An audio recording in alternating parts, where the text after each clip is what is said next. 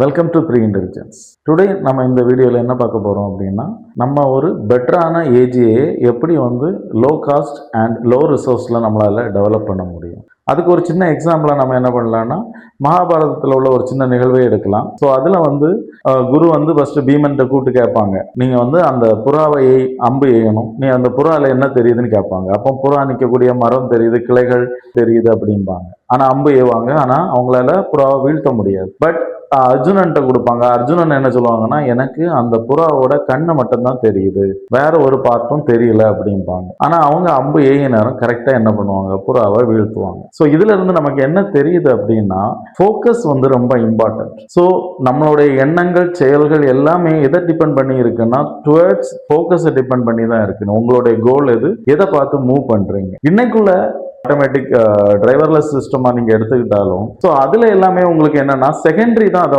Analyse பண்ணுவாங்க. எல்லா பொருளையும் ஸ்கேன் பண்ணும், எல்லா ரீஜனையுமே ஸ்கேன் பண்ணும். ரெண்டாவது தான் decision making system or this focus சிஸ்டத்துக்கு போகும். ஸோ நம்மளோட ஏஜ் எப்படி இருந்தா more efficient or similar to human மாடல்ல இருக்கும் அப்படின்னு பாத்தீங்கன்னா, உங்களுடைய ஃபோக்கஸ் ஃபர்ஸ்ட் என்னது. இப்போ நீங்க ஒரு ஆட்டோமேட்டிக் டிரைவர்லெஸ் வெஹிக்கிள்ல போறீங்கன்னா, அந்த சிஸ்டத்தோட மெயின் எய்மே என்னன்னா சேஃப்டியா டிரைவ் பண்றது. ஸோ அப்போ அந்த சேஃப்டிக்கு அந்த இடத்துல ஒவ்வொரு இடத்தை பொறுத்து அது சேஞ்ச் ஆகும். ஸோ இந்த மாடல்ல நம்ம டிசைனை ஃபோக்கஸ் பண்ணா இன்னும் பெட்டரான ரிசல்ட் நம்ம எடுக்கலாம். உங்களுக்கும் இதே மாதிரி ஏதாவது ஒரு ஐடியா இருந்ததுன்னா கண்டிப்பா கீழே கமெண்ட் பண்ணுங்க. தேங்க்யூ ஃபார் வாட்சிங்.